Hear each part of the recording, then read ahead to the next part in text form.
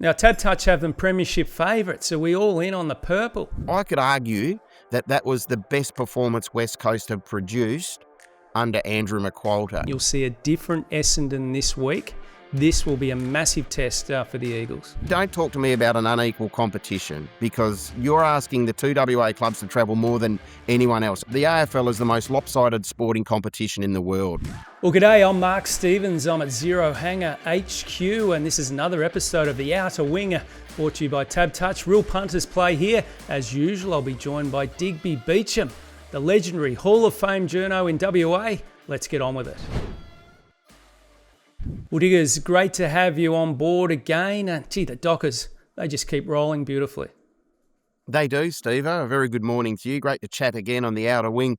Look, they were terrific, I thought. They were challenged on the weekend by St Kilda, but they found a way, as they invariably do and have done throughout 2026. They sit atop the AFL ladder by themselves, ahead of a pretty testing assignment, it must be said, this week against Brisbane, but they're doing a lot of things right. Now, TabTouch have them premiership favourites. Are we all in on the purple? Surely. Freo, they're almost a chance. They have to be. Yeah, exactly right, Steve. And you know my thoughts with Fremantle. I've been all in on them all season. Before the season started, I think they were around that $12, $13 mark with TabTouch to win the flag. I said 7 days ago they deserve to be outright premiership favourites. Now, does that guarantee them victory up there at the Gabba on the weekend upcoming? No, it does not. But for mine, they are, right here, right now, the best side in the competition. Now, I'm looking at this, Diggers, the way I tip footy, I think mentally, bounce back games, teams under the pump. Yeah. I reckon, looking at this as a long-time journo, this is the worst possible time to play the Brisbane Lions. And this game up at the Gabba, obviously, this is going to be a tough one. Yeah, no doubt. Absolutely no doubt, Stephen. I certainly understand exactly where you're coming from. We've seen this movie before and we know how it ends. But I will say this. If Brisbane, and they have their injury concerns, we know that Zorko's still going to be missing. Is Jared Berry at 100% fit? They are going to get one hell of an order by Fremantle this weekend. It's all well and good to say, yep, we're back home. We'll be, invigorated by our crowd. That's all well and good. But this Fremantle side, they haven't put a foot wrong since their first round match down there in Geelong, and they did a lot of things right on that occasion.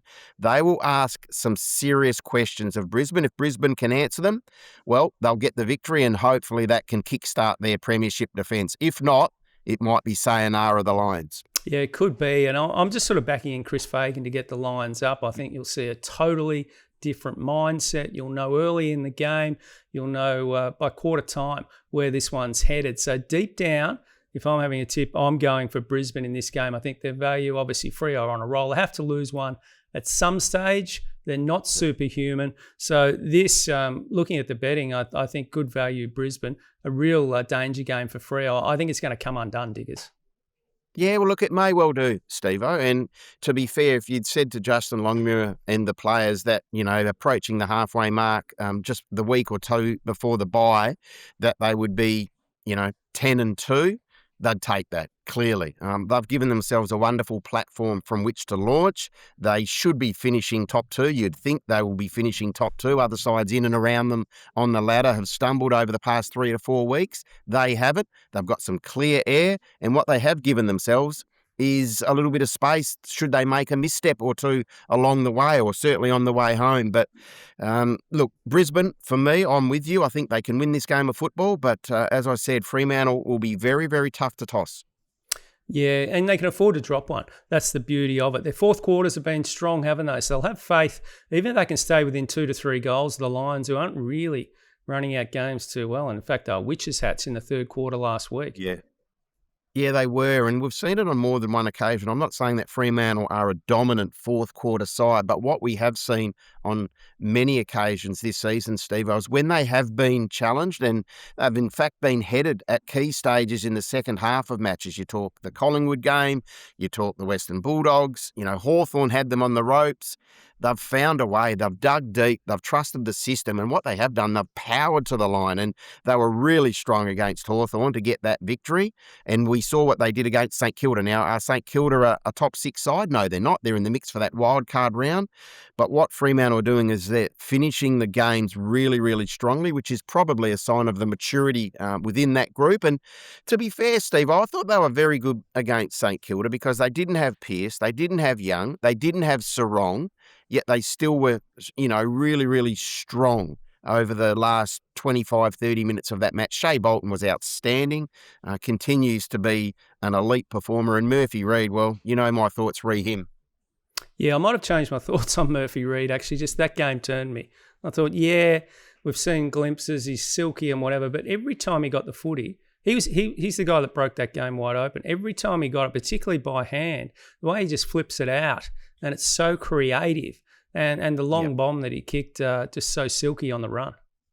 Yeah, he's a burster, isn't he? Like, he hasn't missed a game since he's been here in Western Australia. And you're right, his vision, his touch, his deft touch, either by hand and or by foot. Like, yes, he can finish from range. We saw that against St Kilda. But for mine, he weights his kicks to his fellow forwards and teammates particularly well. And you can't teach football smarts, and he's got them in spades. And Jai Amos, I haven't been a huge fan of his. He goes missing in games at times, just can't touch it. But our friends at TabTouch, the stats gurus, there 8 more goals than any time or any other season at this time of year. So he's doing something right as well. And these players like Amiss just keep creeping up. Yeah, exactly. Like, Jai's been really good this year. We spoke about him earlier in the season, didn't we? And we're thinking, gee whiz, you need to do more, young man. But what he has been able to do over the past 6 to 8 weeks is slip himself and find another gear and kick goals, impact the scoreboard. And no doubt he's the beneficiary of Josh Tracy being that imposing forward figure that he is. And Patrick Voss has been solid. The last 2 to 3 weeks of Patrick has been very, very sound as well. So you've got those 3 big boppers down there, and then at their feet, it's Dudley, it's Frederick, it's Bolton. As you know, Stevo, I'm all in, and I think the football world is starting to have the same view. Well, give us a tip and a margin then, Diggers, for the Dockers this week. Look, I think it's tight. It really is tight. I'll lean towards Brisbane just because, like you, I'm expecting a response. Brisbane by 1 to 2 goals, but it wouldn't be a complete and utter shock to me if Fremantle get over the top of Brisbane. Yeah, I'm with you. I think that will be a cracking game. Now, on with the West Coast Eagles. I was pretty impressed with the Eagles, given everything was in Collingwood's favour. They had the crowd, they had the gold numbers, even the umpires certainly were on Collingwood's side. Some of those softies that they got caught up in the crowd, let's be honest. But everyone was happy in the end. But if I was a West Coast fan, I'd be reasonably happy, but they almost could have won that big one. Yeah, they could have, and had they got the rub of the green, maybe the result's a little bit different. I'm not a big umpire basher or believer in umpires influencing contests. You have 120 minutes as a player to do everything that you can to ensure that your team wins a game of football. What I will say, Steve-O, is that stage and the way that West Coast handled that stage, particularly some of the younger players and emerging players who have been in the system a little bit, was particularly heartening for mine. I could argue that was the best performance West Coast have produced under Andrew McQualter. And it comes off the back of what we saw from West Coast the week prior, opposed to GWS. And we saw what GWS did to Brisbane out there in Western Sydney last weekend. So, look, they've won 3 games. They've been competitive in others, most recently, against Collingwood. So, they're a club that's trending the right way, West Coast. Yeah, I'm with you. That was the best West Coast game I've seen in the McQualter era. Forget about wins and losses. That one, considering the situation, was outstanding.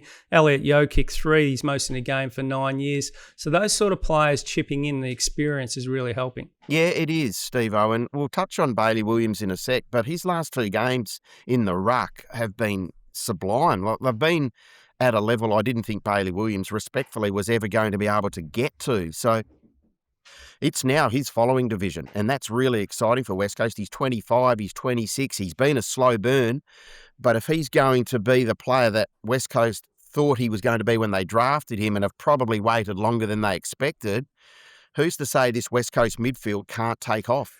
Yeah, let's stay with Bailey Williams. He jumped ahead in the rundown there, Diggers, which is fine. His tats are a little bit crazy, but he's like a cherry. He's come good late. And look, by the age of 30, could be a superstar, the big boy.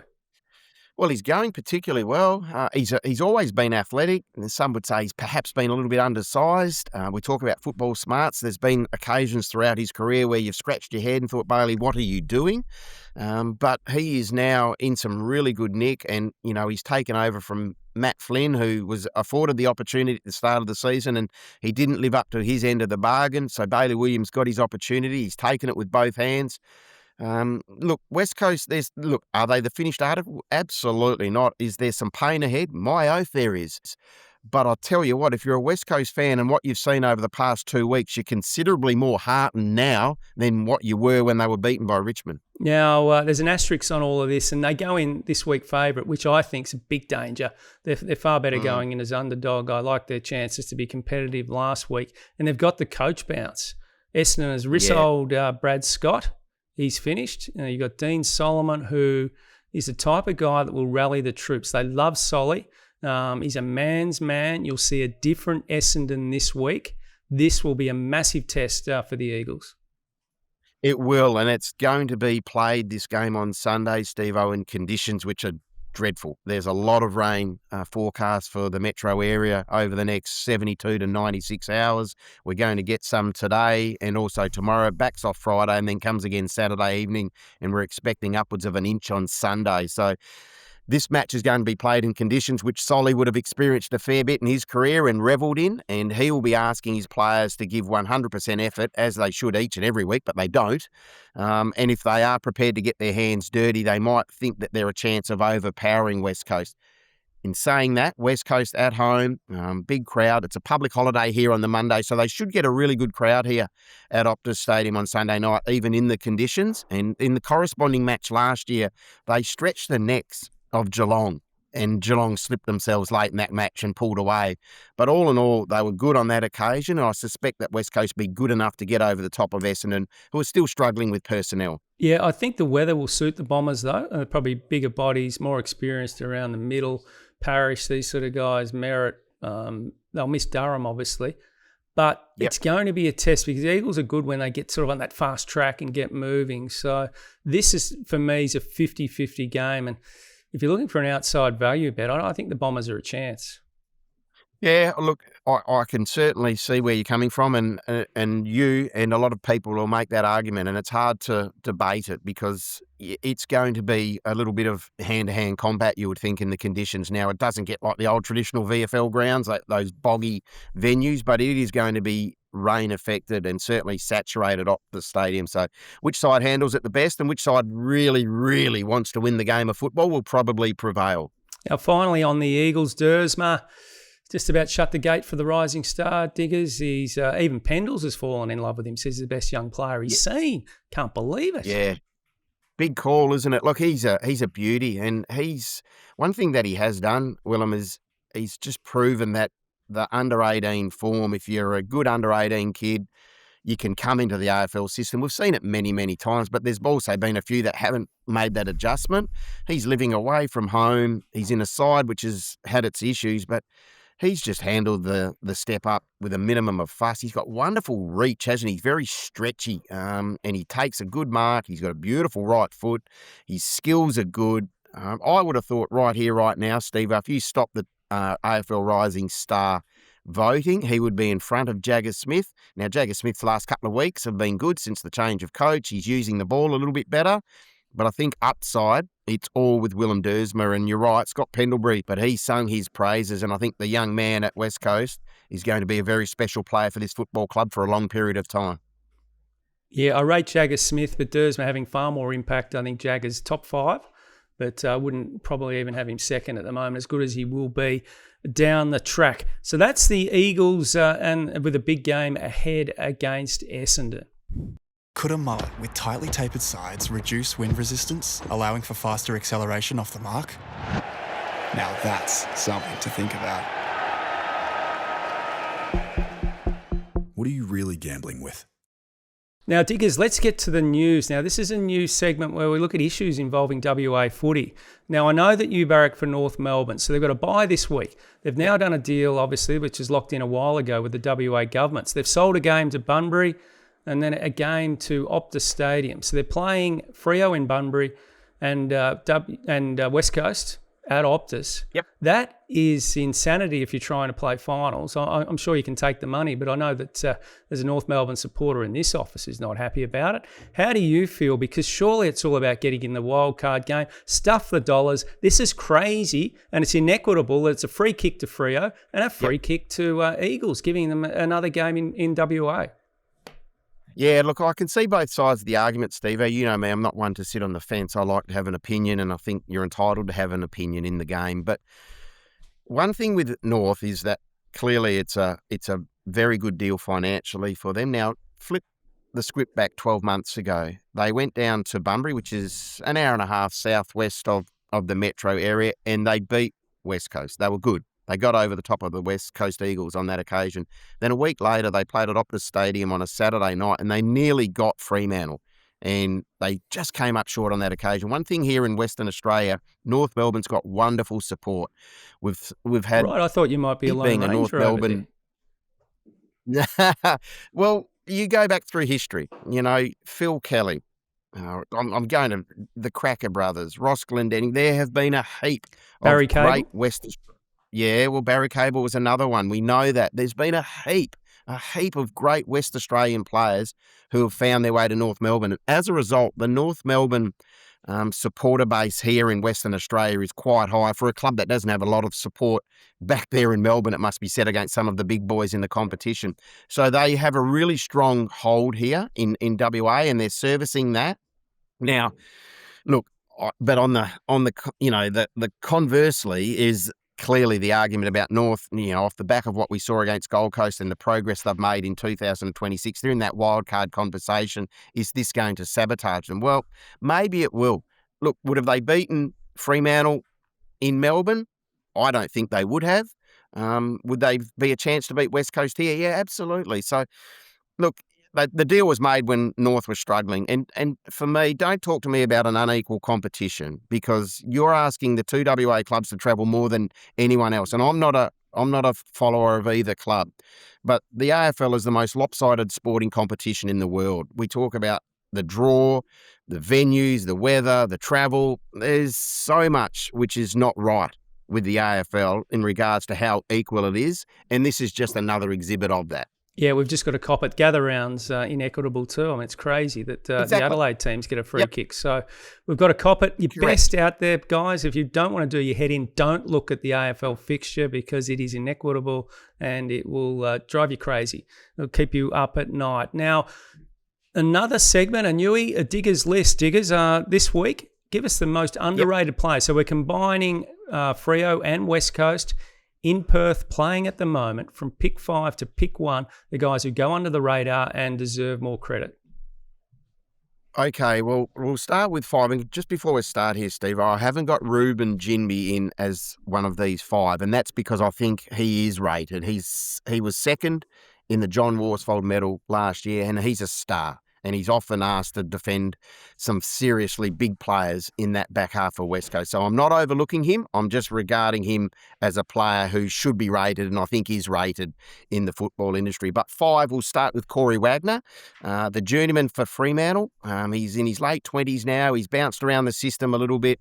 He's a jack of all trades. He's reliable. And I think what we're seeing from Corey Wagner over the past 12 to 24 months is a player who's now comfortable in the AFL system, and he does a lot right for Fremantle. So Corey Wagner, for me, is number 5. Number 4, I'll go Tom McCarthy. We're in that mid-season draft space right here, right now. 12 months ago, he was at the pointy end of that. West Coast picked him, and he's been able to have an impact straight away in the back half. He trained with the midfield group at West Coast over summer. He's now been shifted behind the ball. He's creative. He uses the ball well. He's getting better in contests. So Tom McCarthy, for me, is number 4.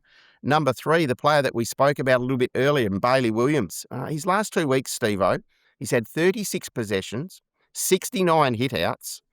I think he's kicked 3 goals, and he's got 15 coaches' votes. So maybe he is being rated, and then this is a little bit of a flaw from me, but Bailey Williams, from where he was 6 weeks ago to where he is now, it's been a quantum leap, but I think he's still underrated. Now, that might change over the next month if he continues on his current trajectory, but I'll make him number 3. Number 2, Carl Warner, as a medium-sized defender at Fremantle.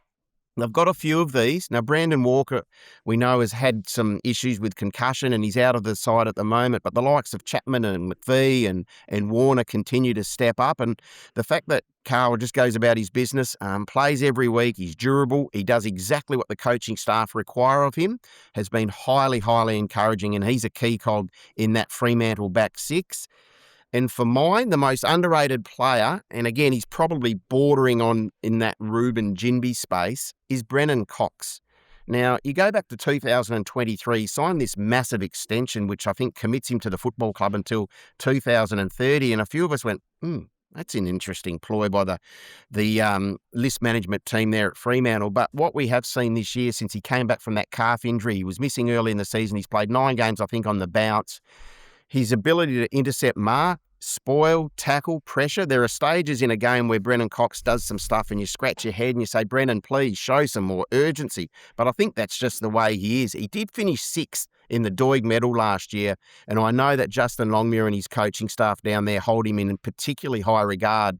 And with no Pearce last week and the previous weeks, you've just seen how important Brennan is to the mix at Fremantle in that back 6 alongside Luke Ryan. Brennan Cox is perhaps the most underrated WA-based play here for West Coast and Fremantle. Yeah, I like it. I like defenders, and he deserves a lot of credit. Gunston did make him look silly that night over there, Yeah, though, he but did. the ball was coming through the corridor. But some of the others got exposed as well. But the way the ball was coming in, Jeff Southby or Sauce wouldn't be able to do anything. So, I like him. He's a good player. Now, Diggers, it's that time of the week. We need to get some winners for TabTouch. Real punters play here. Give us your best bets for Freo and then West Coast. $3.10 you can get, Stevo, right here, right now, about Shea Bolton, Darcy Wilmot and Josh Dunkley to have 20-plus disposals on Saturday. So $3.10 about those 3 to find it 20 or more times.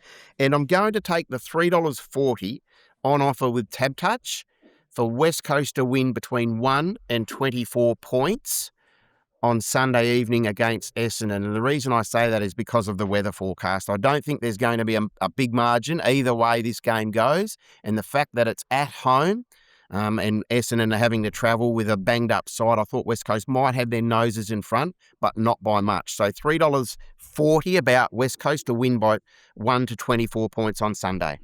I like it, Diggers. For what it's worth, I'm going to back Brisbane, and I reckon Essendon at the line, a good value over there. So thanks again, Diggers. Another great episode of The Outer Wing brought to you by TabTouch. Real punters play here.